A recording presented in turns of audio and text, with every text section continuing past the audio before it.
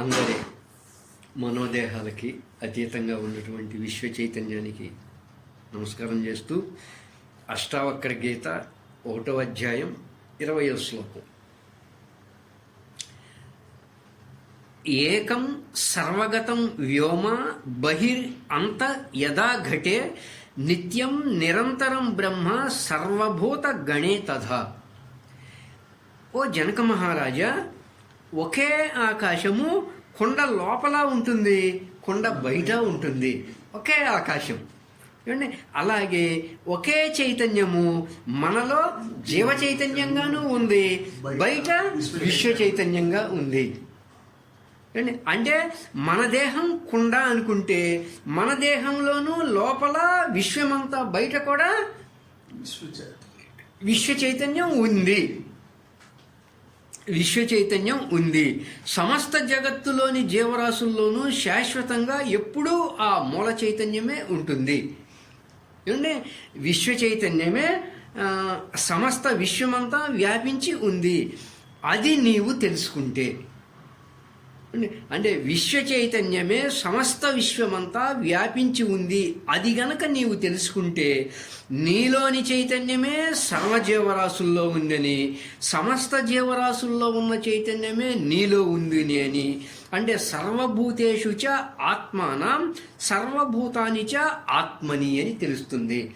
ఇది గనక నీకు తెలిసిందంటే కొండ లోపల బయట ఒకే ఆకాశం ఎలాగుందో అలాగే ఈ దేహానికి లోపల బయట ఒకే విశ్వ చైతన్యం ఉంది అనేది నువ్వు తెలుసుకుంటే నీలోని చైతన్యమే అంతటా ఉంది, అన్ని జీవరాశుల్లో ఉందని, అన్ని జీవరాశుల్లో ఉన్న చైతన్యమే నీలో ఉంది అని తెలుస్తుంది. అన్ని జీవరాశులు విశ్వ చైతన్య స్వరూపమే అని నువ్వు తెలుసుకుంటే, అంటే అన్ని జీవరాశులు విశ్వ చైతన్య స్వరూపమే అని నువ్వు తెలుసుకుంటే ఉన్నతమైనటువంటి గుణాలు నీలో ఉద్భవిస్తాయి. ఉన్నతమైనటువంటి గుణాలు నీలో ఉద్భవిస్తాయి. ఒక సాక్షి స్వరూప స్థితిలో నువ్వు ఉండి, ఒక సాక్షి స్వరూప స్థితిలో నువ్వు ఉండి, అంటే ఒక అద్దంలాగా, ఒక తెరలాగా, ఒక ఆకాశం మేఘాల్ని గమనిస్తున్నట్లుగా, ఒక సూర్యుడిలాగా సాక్షిగా, ఒక గాఢ సముద్రపు లోతుల్లో నుంచి ఉపరితలం పైన ఉన్నటువంటి అలల్ని గమనించేవాడిలాగా ఒక సాక్షి స్వరూప స్థితిలో ఉండి నీ మనోదేహాల్లో జరిగే కర్మల్ని గమనిస్తూ సర్వజీవరాశులు సర్వభూతాలు నీవు, అలాగే నీవు సర్వభూతాలు ఏకత్వమే, ఒక్కటే అన్న భావముతో ఉండు అని బోధిస్తున్నారు అంటే అష్టావక్రుడు గారు. అంటే అలా ఉంటే నువ్వు నిత్యముక్తుడవేనయ్యా రాజా. అలా ఉంటే నువ్వు నిత్యముక్తుడివే. నిత్యం చూడండి. అంటే ఎవరు ముక్తుడు అంటే, ఎవరు ముక్తుడు అంటే ఇక్కడ వశిష్ఠుల వారు రాముడికి ఏం చెప్తారయ్యా అంటే, రామా నువ్వు జగత్తుని, జగత్ అంటే ఏంటి? మనస్సు. రామా నువ్వు జగత్తుని మార్చాలని ప్రయత్నించవద్దు, అంటే జగత్తుని జయించాలని కూడా ప్రయత్నించవద్దు. అప్పుడు రాముడు అడుగుతాడు, మరి నేనేం చేయాలి? జగత్తుని యథాతథంగా దర్శించటం. జగత్తుని ఏం చేయాలయ్యా? ఉండదాన్ని ఉండట్లుగా చూడు, జగత్తుని ఉన్నది ఉన్నట్లుగా తెలుసుకోవడం. అంటే దాని అర్థం ఏంటి? ఉన్నది ఉన్నట్లుగా తెలుసుకోవడం అంటే నీతో పాటు ఈ జగత్తుని ఒక సాక్షి స్వరూపంగా దర్శించటం. నీతో పాటు ఈ జగత్తుని ఒక సాక్షి స్వరూపంగా దర్శించటం, అది ఉన్నదున్నట్లు దర్శించటం.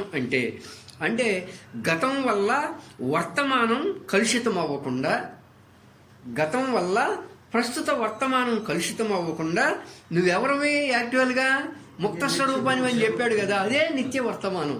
అంటే గతం వల్ల అది కలుషితం అవ్వకుండా, అలాగే భవిష్యత్తు వల్ల వర్తమానం కలుషితం అవ్వకుండా చూసుకోవడం.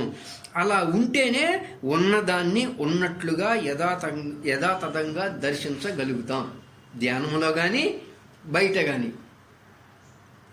అంటే ఎవరో వస్తారనుకుందాం, వీడు మనకి భవిష్యత్తులో బాగా ఉపయోగపడతాడు అని అతని పైన మంచి అభిప్రాయం ఏర్పరచుకుంటాం. ఎవరో వస్తారు, ఈయన మనకి భవిష్యత్తులో బాగా ఉపయోగపడతాడు అని అతని పైన మంచి అభిప్రాయం ఏర్పరచుకుంటాం.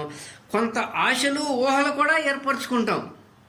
ఏమండి, అతను కొన్నాళ్ళ తర్వాత మనకు ఉపయోగపడడు, మనకి ఇంకా నష్టం కలుగజేసేవాడు అనుకోగానే మళ్ళీ దుఃఖం కలుగుతూ ఉంటుంది. భవిష్యత్పై ఆశలతో ఊహలతో అతనిపై రాగం ఏర్పరచుకుంటాం. ఇతని వల్ల మనకేదో లాభం ఉంది అని. అది జరగకపోయేసరికి ద్వేషము ఏర్పడుతుంది. ఇలా ఏంటంటే అంతా ద్వంద్వాల్లో పడిపోతాం. అందరము ద్వంద్వాల్లో పడిపోతున్నాం. ఇలా వర్తమానం గతంలో కలిసిన, వర్తమానం భవిష్యత్తుతో కలిసిన మనసుకి శాంత స్థితి ఉండదయ్యా రామ. కాబట్టి గారు అయినా వశిష్ఠుడు రాముడికి ఏం చెప్పారు, జగత్తును కూడా ఈ విధంగా సాక్షిగా చూడమన్నారు. సాక్షి స్వరూపంగా అంటే నీతో పాటుగా ఈ జగత్తుని సాక్షి స్వరూపంగా చూడు. నీతో పాటుగా అంటే అర్థం ఏం చేస్తుంది? నాతో పాటుగా దృశ్యాన్ని చూస్తుంది. అలా నీతో పాటుగా అంటే నువ్వెవరు? సాక్షి. నువ్వు ఒక నిస్సంగ నిష్క్రియ స్వప్రకాశ. అది నేను అలాంటి వాడిని అని నీ అస్తిత్వంలో నువ్వు ఉండి ఈ జగత్తును సాక్షి స్వరూపంగా చూడు. నీతో పాటుగా అంటే నువ్వు అలా ఉంటూ జగత్తు ఎలా మార్పు చెందుతున్నా నీ అంతరంగం ప్రభావితం. అది జగత్తుని ఉన్నదాన్ని ఉన్నట్లుగా చూడు. అవునండి, మార్పు చెందుతూ ఉంటుంది.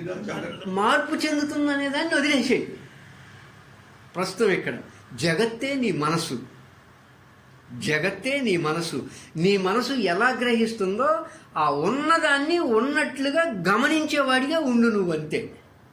వాటిని గమనిస్తూ నీతో పాటు జగత్తుని గమనించేవాడిలాగా ఉండు. సాక్షి స్వరూపంగా ఉండు అంటే నీతో పాటు నీ మనసులో కలిగే ఆలోచనల్ని గమనించేవాడిలాగా ఉండు.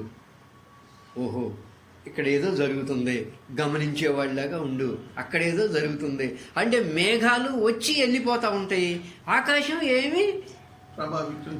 అలా జగత్తులో ఏం జరుగుతున్నా కూడా ఉన్నదాన్ని ఉన్నట్లుగా సాక్షి స్వరూపంలో అంటే నీతో పాటుగా దాన్ని గమనించేవాడిలాగా నువ్వు ఉండు అని అర్థం అనమాట. నీతో పాటుగా దాన్ని గమనించేవాడిలాగా ఉండు.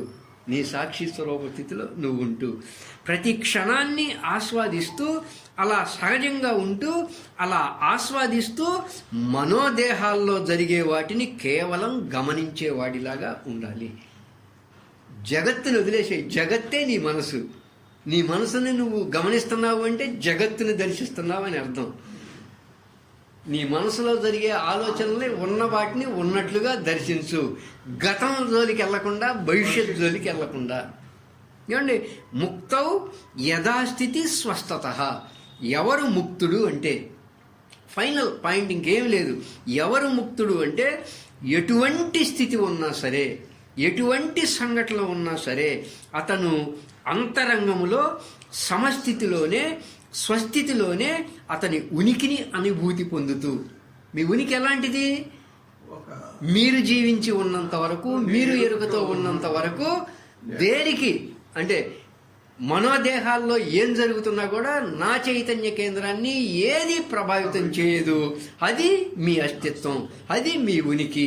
ఆకాశంలాగా, గాఢ సముద్రపు లోతులాగా ఎటువంటి స్థితి ఉన్నా సరే అతను అంతరంగంలో సమస్థితిలోనే, స్వస్థితిలోనే అతని ఉనికిని అనుభూతి పొందుతూ ఒక నిత్య ఆనంద స్థితిలో, ఒక నిత్యముక్త స్థితిలో ఉంటాడు. అంటే ఎటువంటి స్థితిలో ఉన్నా కానీ, ఎటువంటి సంఘటనలో ఉన్నా కానీ అంతరంగం మాత్రం స్వస్థితిలో ఉంటుంది. స్వస్థితిలో ఉంటుంది అంటే ఆ స్వస్థితిని అనుభూతి పొందుతూ ఉంటుంది అంతరంగం అంటే మనస్సు. ముక్తౌ యథాస్థితి స్వస్థత అంటే అర్థం ఏంటి?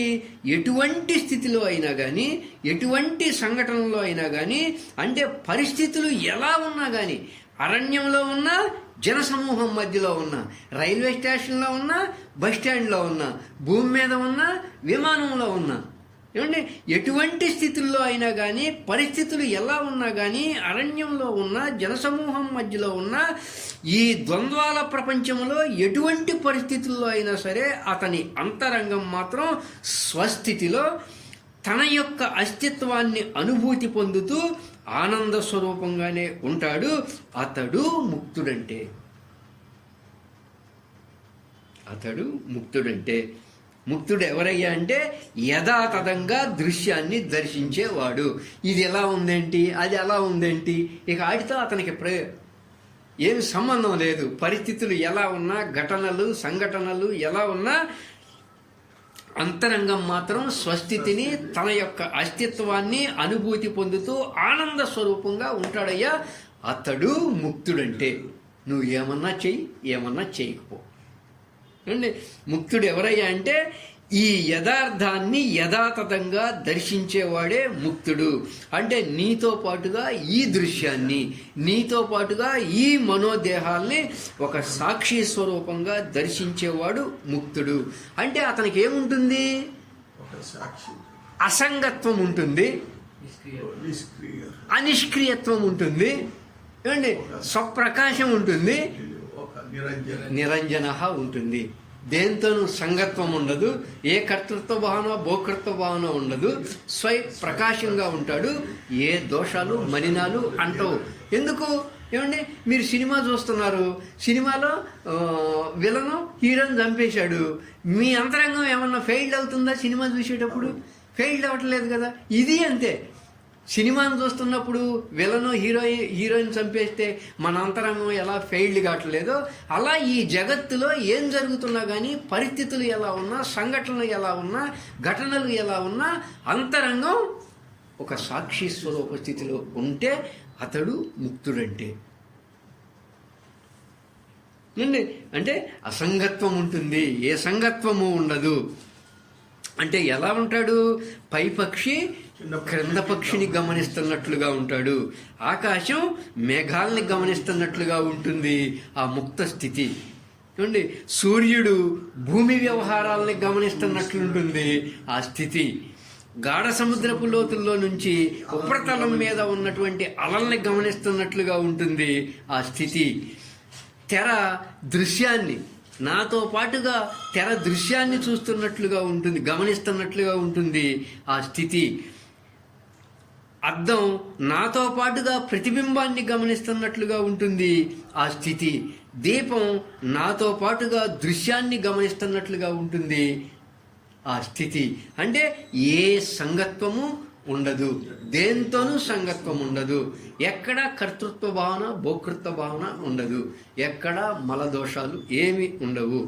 ఎటువంటి పరిస్థితుల్లో అయినా సరే, ఎటువంటి సంఘటనలో అయినా సరే అతని యొక్క అంతరంగం శాంత స్థితిలో ఎప్పుడూ ఉంటుంది. ఏమండి, అతడయ్యా రామచంద్ర ముక్తుడు అంటే.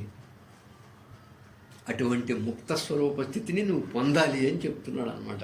ఏమండి, ముముక్షువు వేరు, ముక్తుడు వేరు. ఏంటి, ముముక్షువు ఎవరంటే ముక్తి పొందాలి అన్న కోరిక ఉన్నవాడు. ఇంకా నేను ముక్తి పొందాలి, ఏదో చేసి ముక్తి పొందాలి అన్న కోరిక ఉన్నవాడు ముక్తుడు. అతన్ని జిజ్ఞాసువు అంటారు.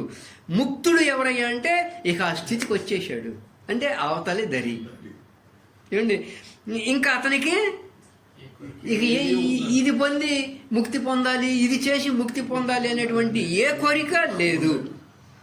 మనం నిద్రకు ప్రయత్నం చేస్తూ ఉంటాం కదా, నిద్రకు ప్రయత్నం చేస్తున్నంతసేపు నిద్రపోవాలి అన్న కోరిక ఉన్నంత వరకు, నిద్రకు ప్రయత్నిస్తున్నంత వరకు నిద్ర రాదు.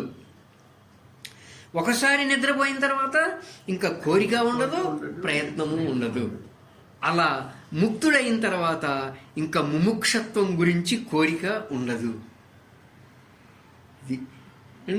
అంటే ఆ బంధములో ఉన్నవాడికి కోరిక ఉంటూ ఉంటుంది. అంటే ఆ బంధాన్ని వదిలించుకోవాలి అని కోరిక ఉంటుంది కదా, ఈ బంధాన్ని వదిలించుకోవాలని. కానీ ముక్తుడైన తర్వాత ఇంకా ఏ కోరిక ఉండదు అతనికి. అంటే ఆ స్థితిలో ఉండటం వల్ల పరిస్థితులు ఎలా ఉన్నా, సంఘటనలు ఎలా ఉన్నా, అతని యొక్క అంతరంగం దేనికి ప్రభావితం కాకుండా పైపక్షి క్రింద పక్షిని చూస్తున్నట్లుగా, ఆకాశం మేఘాల్ని గమనిస్తున్నట్టుగా, సూర్యుడు భూమి వ్యవహారాలను గమనిస్తున్నట్లుగా ఉంటాడయ్యా. ఇంకా అతనికి ఏ కోరిక ఉండదు ఆ స్థితిలో ఉండటం వల్ల. ముక్తుడు ఎవరయ్యా అంటే ఇది కృతార్థుడి యొక్క అర్థాన్ని చెప్తుంది. అంటే ఇంకా చేయదగిన కర్మలేవే అతనికి లేవు. ఏమండి, అతన్ని అయ్యా నువ్వు భవిష్యత్తులో చేయాల్సిన పనులు ఏమన్నా ఉన్నాయా, చేయబోయే పనులు ఏమన్నా ఉన్నాయా అని అడిగావు అనుకో అతన్ని, ఆత్మజ్ఞానిని, నేను చేయాల్సిన పనులు ఏమీ లేవు అంటాడు అతను. అదేంటి, ధ్యానము సమాధి కూడా నువ్వు చేయాల్సిన పని లేదా అంటే, ఇంకా ఏమి లేవు అయ్యా నేను చేయాల్సిన పనులు అంటాడు అనమాట ఆయన. ఎందువల్ల? ఏ పరిస్థితుల్లోనూ, ఎటువంటి పరిస్థితుల్లోనూ, ఎటువంటి సంఘటనలు ఎలా ఉన్నా కూడా తన అంతరంగాన్ని ఒక వర్తమానంలో, ఒక సమస్థితిలో, ఒక సాక్షి స్వరూపంలో దేంతోనూ సంగత్వం లేకుండా ఆయన ఉన్నాడు కాబట్టి. క్లోజ్. అండి, జీవితమంతా కర్మలు చేయకుండా ఉండదు, కర్మలు చేయాల్సిందే. కర్మలు జరుగుతూనే ఉంటాయి. ఖాళీగా కూర్చుందాం అనుకున్నా అది కూడా ఒక కర్మే. శ్వాస జరుగుతూ ఉంటుంది, లంగ్స్ జరుగుతూ ఉంటాయి. ఖాళీగా కూర్చున్నా కానీ శరీరంలో అన్ని క్రియలు జరిగిపోతూ ఉంటాయి కదా. కూర్చొని ఉంటే ఇంకా ఎక్కువ ఆలోచనలు వస్తూ ఉంటాయి. మనసు ఆలోచనలు కర్మే కదా అండి. శరీరంతో చేసే కర్మల కన్నా మనసుతో చేసే కర్మలు ఇంకా ఎక్కువ అశాంతికి గురి చేస్తూ ఉంటాయి. అందుకని కర్మలు లేకుండా ఉండదు అండి. కానీ ఆత్మజ్ఞాని ఏంటంటే, ముక్తుడు ఏంటంటే, ముక్తుడినే ఆత్మజ్ఞాని అంటున్నాడు ఇక్కడ. ముక్తుడు ఏంటంటే అతను మనోదేహాలతో తాదాత్మ్యత చెంది ఉండడు. అతను అహంతో ప్రత్యేకంగా ఈ కర్మలు చేస్తేనే నా జీవితం ఆనందంగా ఉంటుంది, ఈ ఫలితాలను పొందితేనే నా జీవితం ఆనందంగా ఉంటుంది అన్న భావనలు ముక్తునికి ఉండవు, ఆత్మజ్ఞానికి ఉండవు. అందుకని అతను ఇంకా చేయాల్సిన కర్మలేమీ ఉండవు. కానీ ప్రారబ్ధాన్ని బట్టి జరిగేవి జరుగుతూ ఉంటాయి, రోజు జరిగేవి జరుగుతూ ఉంటాయి. ప్రారబ్ధ శేష కర్మలు అంటే కనీస ధర్మాలు. మనం కొన్ని ధర్మాలు ఏర్పరచుకుంటాం. వ్యక్తికి ఒక ధర్మం ఉంటుంది, కుటుంబానికి ఒక ధర్మం ఉంటుంది, సమాజంలో కొన్ని ధర్మాలు ఉంటాయి. ఏమంటే వాటిని బట్టి, ప్రారబ్ధాన్ని బట్టి వాటి అంతటికి అవి జరిగిపోతూ ఉంటాయి. కానీ ఆత్మజ్ఞానికి, ముక్తుడికి అహంతో కొన్ని ఫలితాలని, కొన్ని కర్మలు చేసి కొన్ని ఫలితాలను పొందితేనే నేను ఆనందంగా ఉంటాను, అవి పొందడమే నా లక్ష్యం. ఇలాంటి భావనలు ఆత్మజ్ఞానికి, ముక్తుడికి ఉండవు. అందుకని అతను చేయాల్సిన కర్మలంటూ ఏమీ ఉండవు. అలాగే జరిగిపోయిన కర్మల గురించి ముక్తుడికి అసలు ఏం పట్టించుకోడు. ఏమండి, జరిగిపోయిన ఏ కర్మల గురించి గొప్పలు కూడా చెప్పుకోడు, వాటిని అస్సలు పట్టించుకోడు. అవి ముక్తునికి స్మరణకే రావు. ఒక నిత్య వర్తమానంలో ఉంటాడు. నిత్య వర్తమానంలో ఉండటం అంటే యథార్థాన్ని యథాతథంగా దర్శించటం, ఉన్నదాన్ని ఉన్నట్లు దర్శించటం. అంటే గతపు వాసనల కర్మలేవి ఉండవు. అలా ఉదయాన్నే లేచి నిత్య వర్తమానంలో ఉండంగానే సమస్త వాసనల క్షయం జరిగిపోతూ ఉంది. ఏమండి, ధ్యాన ప్రోగ్రామ్స్ వస్తున్నాయి, అష్టావక్ర గీత ప్రోగ్రామ్స్ వస్తున్నాయి. ఎవడు చెబుతున్నాడో కూడా దాంట్లో ఉండదు, వాడి పేరు ఉండదు. ఏమండి, గతపు వాసనల కర్మలేవి ఉండవు. అలా ఉదయాన్నే లేచి నిత్య వర్తమానంలో ఉండగానే సమస్త వాసనల క్షయం జరిగిపోతూ ఉంటుంది. విశ్వ చైతన్యం మనకు ఆర్డర్ ఇచ్చింది, ఆ ఆర్డర్ ప్రకారం వెళ్ళిపోవడమే మన పని. ఏమండి, జరిగిపోయి ఉంటుంది. అప్పటికే ఇలా ఎప్పుడైతే ఉంటాడో సమస్త వాసనల క్షయం జరిగిపోయి ఉంటుందంట అసలు ఆల్రెడీ. అంటే వాసనల లయం సంచిత, అదే కదా వాసన అండి, జరిగిపోయి ఉంటుంది అప్పటికే. ఎప్పుడండి, ఎలా ఉంటే జరిగిపోయి ఉంటుందండి? ఉదయమే లేచి నిత్య వర్తమానములో ఉండంగానే. నిత్య వర్తమానం అంటే గతం జోలికి, భవిష్యత్ జోలికి వెళ్లకుండా ఒక అహంతో కూడిన ఫలితాన్ని ఆశించకుండా నిత్య వర్తమానములో ఈ క్షణాన్ని ఆస్వాదిస్తూ ఉంటే అప్పటికే వాసనల క్షయం జరిగిపోయి ఉంటుంది. ఇంకా వాసనలు ఏమీ ఉండవు. పూర్వజన్మలో నుంచి ఇప్పటి వరకు జరిగిన గతాలు ఉంటాయి కదా, గతపు వాసనలు కూడా అసలు ఏమీ ఉండవు అతనిలో. ముక్తుడు అంత నిత్య వర్తమానంలో ఉంటాడు అండి. వర్తమానంలో ఉంటాడు, కర్మలు జరుగుతూ ఉంటాయి. నిత్య వర్తమానంలో ఉంటాడు, కర్మలు జరుగుతూ ఉంటాయి. మనోదేహాలతో సంఘటనలు జరుగుతూ ఉంటాయి, కర్మలు జరుగుతూ ఉంటాయి. అలా కర్మలు జరుగుతూ ఉంటాయి, కానీ ముక్తుని అంతరంగాన్ని అవేమి అంటవు. అతనికి ఎందుకు ముక్తుడిని ఏమీ అంటవంటాయి? ఎందుకని? అసంగత్వంతో ఉంటాడు, నిష్క్రియత్వంతో ఉంటాడు, నిరంజనత్వంతో ఉంటాడు, సప్రకాశత్వంతో ఉంటాడు. అతను ఎప్పుడు కూడా ఒక సాక్షి స్వరూప స్థితితో జరిగే వాటిని గమనిస్తూ ఉంటాడు, గమనికలో ఉంటాడు. That's all. అంతరంగం ఎక్కడ ఫెయిల్డ్ కాకుండా. చూడండి, అంతరంగాన్ని అంటవు. అందుకని అలా కర్మ వాసనలు క్షయమైపోతూ ఉంటాయి, నిరంతరం క్షయమైపోతూ ఉంటాయి. అవి ఏదైతే ఇందాక చెప్పుకున్నామో ధ్యానం ప్రోగ్రాంలో మనం తెచ్చుకున్న పర్సంటేజ్లో నుంచి 10% ప్రారంభంగా జరిగిపోతే 90% మనం ఎలా ఆగామికరంగా సంపాదించుకుంటూ వస్తున్నామో అదంతా క్షయమైపోతుంది ఇక్కడ. ఏమండి, అలాగే లయమైపోతూ ఉంటాయి. నిత్య వర్తమానంలో ఉండటం అంటే నిరంతరం వాసనలు క్షయమైపోతూ ఉంటే ఆ వాసనలు లయమైపోతూ ఉండడాన్ని కూడా గమనిస్తూ ఉంటాడు. ఏమనుకోడు, నాలో వాసనలు లయమైపోతున్నాయి, వాసనలు క్షయమైపోతున్నాయి అని కూడా అనుకోడు. వాటిని కూడా అలా గమనిస్తూ ఉంటాడు. ఏమండి, అలా వచ్చి వెళ్ళిపోతున్న సంఘటనల్ని గమనిస్తూ ఉంటాడు ముక్తుడు. కానీ మనము దేన్నైనా వచ్చిన దాన్ని వెళ్ళనిస్తామా? ఏమండి, ఒక శుభం కలిగించే సంఘటన వస్తే వెళ్ళనిస్తామా దాన్ని? అది అలా వచ్చి వెళ్ళిపోయేది. అది దాన్ని పట్టుకుని ఇంకా ఎక్కువ సుఖం కావాలని అనుకుంటూ ఉంటాం, దాన్ని నెమరవేసుకుంటూ ఉంటాం. అన్ని జంతువుల లక్షణాలు మనలో ఉంటాయి కదా, నెమరేసుకుంటాం. అంటే మనం గతాన్ని నెమరేసుకుంటున్నాం అంటే ఆవు యొక్క మనస్తత్వం మనలో ఉంది అని అర్థం అనమాట. చూడండి, నెమరు వేసుకోవడం కూడా ఒక జంతువు లక్షణం అది. అలా ఏదన్నా ఒక సుఖం కలిగించే సంఘటన వస్తే అలా దాన్ని ఎంతో కాలం నెమరు వేసుకుంటూ ఉంటాం. ఇంకా ఎక్కువ సుఖం దక్కేదాకా నెమరు వేసుకుంటూనే ఉంటాం. లేదా దుఃఖం కలిగించే సంఘటన వస్తుంది, అది వచ్చి వెళ్ళిపోయేదే. కానీ వెళ్ళనిస్తామా? మనం జీవించి ఉన్నంత వరకు దాన్ని వెళ్ళనివ్వం. అలా పట్టుకుని మనసులో ఉంచుకుని దాన్ని అలా వెళ్ళనివ్వకుండా మోసేస్తూ ఉంటాం. ఏమండి, అవమానం జరగని, సన్మానం జరగని వచ్చి వెళ్ళిపోయేదే. అసలు ఎట్లా ఉంటుంది అనుకుంటున్నారు?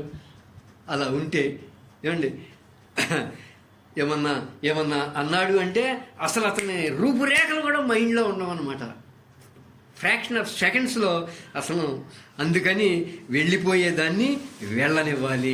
అన్ని సంఘటనలు వచ్చి వెళ్ళిపోయేవే. అంటే అలా వచ్చి వెళ్ళిపోయే వాటిని గమనించేవాడు నువ్వు. ఏమండి, నువ్వెవరు అంటే సాక్షి స్వరూపం. నువ్వెవరు?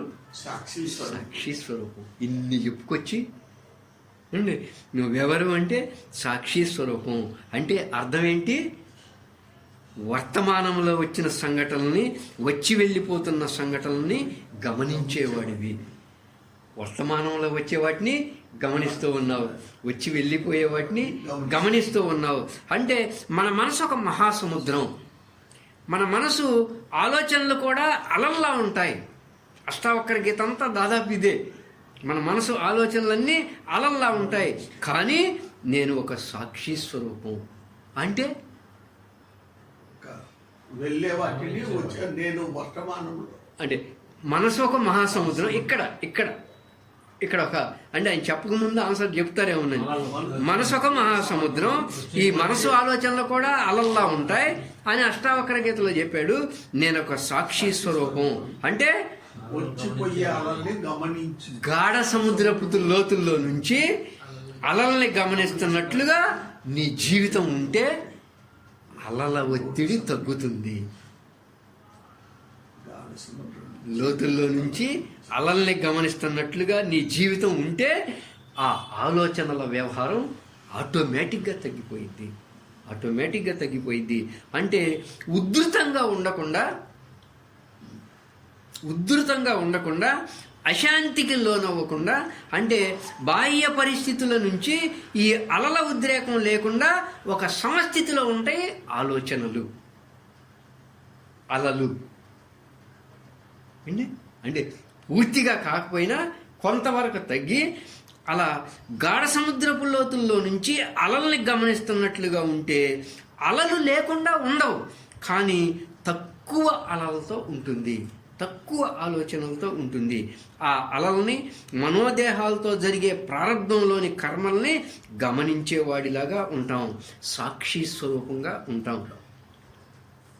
కానీ మనకి అలల ప్రభావం ఏమాత్రం లేకుండా ఉండటం అంటే ఏమండి, నాకు అసలు అలల ప్రభావం ఏమాత్రం లేకుండా ఉండాలి అంటే తీరాన ఉండి అలలను చూడటం. అంటే సముద్రం ఒడ్డున ఉండి అలలను చూస్తే ఎలా ఉంటుంది, వాటి ప్రభావం అసలు ఏమీ ఉండదు. అంటే గాఢ సముద్రపు లోతుల్లో నుంచి అలలను గమనిస్తూ ఉంటేనేమో కొంచెం ఎక్కడో కొంచెం ఉంటాయి, కానీ సముద్రం ఒడ్డు నుంచి చూస్తే అసలు ఏమీ అలలు ఉండవు. అలా అంటే నీ సాక్షి స్వరూప స్థితిలో నుంచి, అంటే తీరం ఒడ్డున ఉండి ఆ ఆలోచనలను గమనించే వాళ్ళలాగా ఉంటే అసలు వాటి ప్రభావమే ఉండదు. ఆ అలంలో ప్రయాణిస్తున్నంతసేపు ఎంతో కొంత ప్రభావం ఉంటుంది. గాఢ సముద్రపు లోతుల్లో ఎంత ఉన్నా కూడా వాటితో కలిసి ప్రయాణం చేస్తున్నాం కాబట్టి ఎంతో కొద్దిగా ప్రభావం ఉంటుంది. అదే సముద్ర తీరం నుంచి కనుక గమనిస్తూ ఉంటే నీకు అసలు అలల ప్రభావమే ఉండదు. అంటే ఆలోచనల నుంచి, మనసు నుంచి వేరుగా నీ స్వరూప స్థితి, నీ సాక్షి స్వరూప స్థితి నుంచి వాటిని గమనించే వాళ్ళగా ఉంటే. కానీ అలలపై నుంచి చూస్తామనుకోండి, ఉద్ధరే ఆత్మానం అంటారు కదా, అంటే ఈ అలల్లో కొట్టుకుపోకుండా పైనుంచి చూడు అని ఉద్ధరే ఆత్మానం అంటే అర్థం. అంటే గాఢ సముద్రపు లోతుల్లో నుంచి చూస్తున్నా మొత్తం అంతా సముద్రమే కదా, అంటే కొంత మనస్సే కదా. కానీ తీరాన ఒడ్డున నుంచి చూస్తే ఆ అలల ప్రభావం కూడా ఉండదు, పైనుంచి చూస్తే అసలు ఈ అలల ప్రభావం ఉండదు. పైనుంచి చూస్తే అంటే అలా పైనుంచి చూడడమే రెండవ స్థాయి సాక్షితత్వం. గాఢ సముద్రపు లోతుల్లోంచి అలల్ని గమనించటం ఒకటి, సముద్రం తీరం నుంచి చూడటం, ఒడ్డున ఉండి చూడటం ఒకటి, అసలు పైనుంచి చూస్తే అసలు అలల ప్రభావమే ఉండదు. ఇది రెండవ స్థాయి సాక్షితత్వం. ఏమండి, ఈ దృశ్యమే నీవుగా, నీ మనస్సే ఈ విశ్వంగా, ఈ దృశ్యంగా ఈ విశ్వంలో నిన్ను దర్శించటం అన్నమాట. అంటే ఈ మనోదేహాల్లో జరిగే ద్వంద్వాల్ని గమనించటం. అంటే అప్పుడు ఈ దేహభావనలు ఏమవుతాయి, పోతాయి. ఏమండి, దేహభావనలు పోతాయి. మనం వ్యష్టిగా, ఒక సాక్షిగా నేను నాతో పాటు ఈ దృశ్యాన్ని చూస్తాను అన్నా సరే ఇంకా దేహంతో తాదాత్మ్యం చెందిపోతూ ఉండిపోతుంది. ఈ దేహము, ఈ మనస్సుని, ఈ కర్తృత్వ భావము, భోక్తృత్వ భావము ఇవన్నీ ఇంకా ఉంటాయి. కానీ మనం ఈ విశ్వంలో ఒక భాగంగా దర్శిస్తూ ఉంటే, సాక్షితత్వంతో ఉంటే ఇవి కూడా తగ్గిపోతాయి. నిత్య వర్తమానంలో ఉండటం అంటే గతపు వాసనలు, భవిష్యత్ ఆశలు లేకుండా ఉండటం, వచ్చి వెళ్ళిపోయేదాన్ని గమనించే వాళ్ళలాగా ఉండటం, ఏది జరిగితే అలా జరుగుతుంది అని ప్రతి సంఘటనని గమనించే వాళ్ళలాగా ఉంటే ఏం జరుగుద్ది ఏమండి? ఎస్ ఏమండి, నిత్య వర్తమానంలో ఉండటం అంటే ఇక్కడ 4 పాయింట్లు, చాలా ముఖ్యమైన పాయింట్లు చెబుతున్నాడు అనమాట. నిత్య వర్తమానంలో ఉండటం అంటే గతపు వాసనలు, భవిష్యత్ ఆశలు లేకుండా ఉండటము, వచ్చి వెళ్ళిపోయేదాన్ని గమనించే వాళ్ళలాగా ఉండటం. నెక్స్ట్ ఏది ఎలా జరిగితే అలా జరుగుతుంది అని ప్రతి సంఘటనని గమనించే వాళ్ళలాగా ఉంటే గనక మీలో వాసన క్షయం జరిగిపోతుంది, వాసన లయం అవుతుంది. అంటే కర్మవాసనలో ఇంకా ఏముండవు, లయం అయిపోతా ఉంటాయి. ఎలా ఉంటే ఏది జరిగితే అది జరుగుతుంది అని ఒక సమస్థితిలో ఏమండి ప్రతి సంఘటనని గమనించే వాళ్ళగా ఉంటే, అంతరంగం ఫెయిల్డ్ కాకుండా అండి. ఇప్పటికిప్పుడు మనం సుబ్బారావు ప్రసంగం ఇస్తున్నాడు, ప్రసంగం ఇచ్చే సుబ్బారావు ఈ క్షణంలో ఠక్మని ప్రాణం పోయినా సరే అంతరంగం ఫెయిల్డ్ కాకూడదు. ఏది జరిగితే అది జరుగుద్ది. ఈ ప్రపంచంలో ఎవరు బ్రతికున్నారు ఏమండి, ఏది జరిగితే అది జరుగుతుంది అని అంతా విశ్వ చైతన్య నీతి ప్రకారం జరుగుతుంది.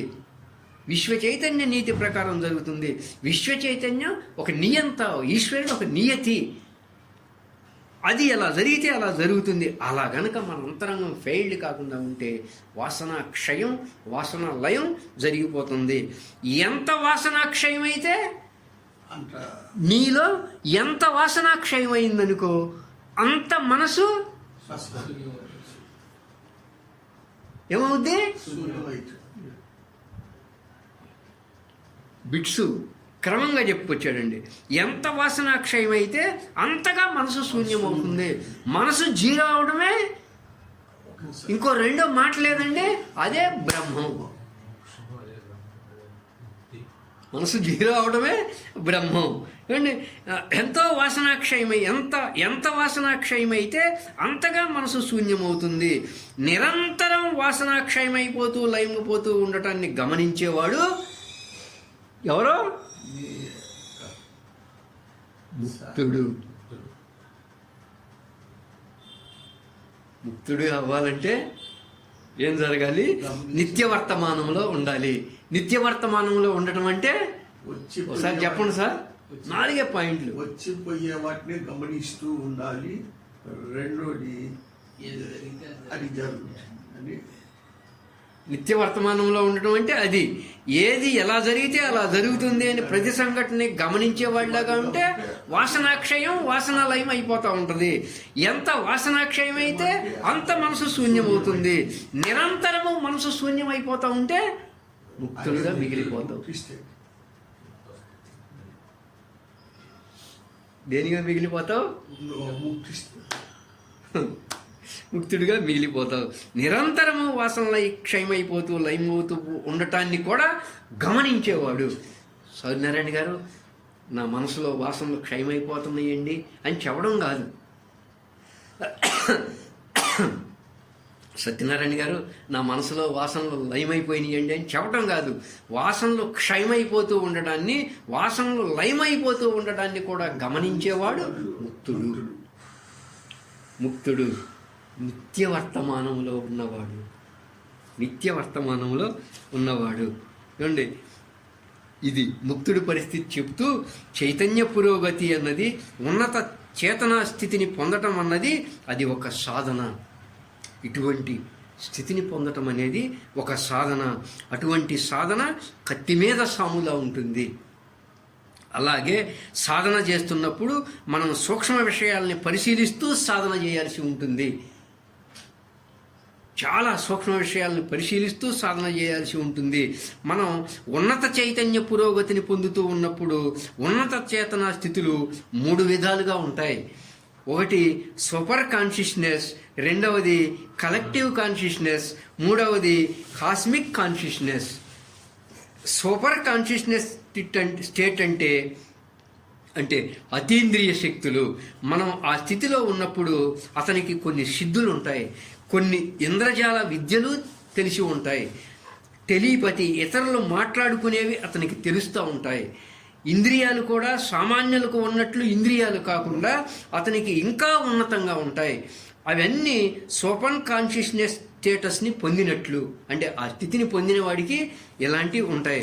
2 సామూహిక స్పృహ. అంటే ఇది పొందినప్పుడు ఎలా ఉంటుంది అంటే ఏకత్వాన్ని అనుభూతి పొందుతూ ఉంటాడు. ఈ ప్రపంచమంతా ఒక్కటే అన్న భావన ఉంటుంది. ప్రతి మనిషి కూడా ఎవరి వ్యక్తిత్వం వాళ్ళకు ఉంటుంది అన్న భావన ఉంటుంది అతనికి. ఈ ప్రపంచమంతా దేనికి దానికి విడిగా లేదు, ఒకదానితో ఒకటి కలెక్టివ్ సంబంధంతో ఉన్ని అన్న భావంతో ఉంటాడు ఇతను. మనిషి ఒక ద్వీపం కాదు, ఒక ఖండం, మహాఖండం. విడిగా లేడు మనిషి, అందరితో కలిసి ఏకత్వంతో ఉన్నాడు అన్న భావంలో ఉంటాడు ఇతను. ఈ ప్రపంచమే నీ మనసు, నీ మనసు అంటే ఈ ప్రపంచమే. అటువంటి మూడవ ఉన్నత చేతనా స్థితిలో ఉన్నప్పుడు ఏకత్వాన్ని అనుభూతి పొందుతూ సాక్షితత్వంతో ఉంటాం. మనలో ఉన్న చైతన్యమే సమస్త జీవరాశుల్లో ఉందని, సమస్త జీవరాశుల్లో ఉన్న చైతన్యమే నాలో ఉంది అన్న భావన ఏర్పడుతుంది. అందరూ ఒక్కటే ఒక్కటే ఒక్కటే అన్న భావన ఏర్పడుతుంది. ఎవ్వరము విడిగా లేము, అందరం కలిసే ఉన్నాము అన్న భావన ఏర్పడుతుంది. అటువంటి ఉన్నత చేతనా స్థితిని మనిషి పొందాల్సి ఉంటుంది. మానవుడు పొందాల్సింది ఇటువంటి అంతరంగాన్ని, ఇటువంటి మనస్సుని. ఇది నిత్య ముక్త స్థితి.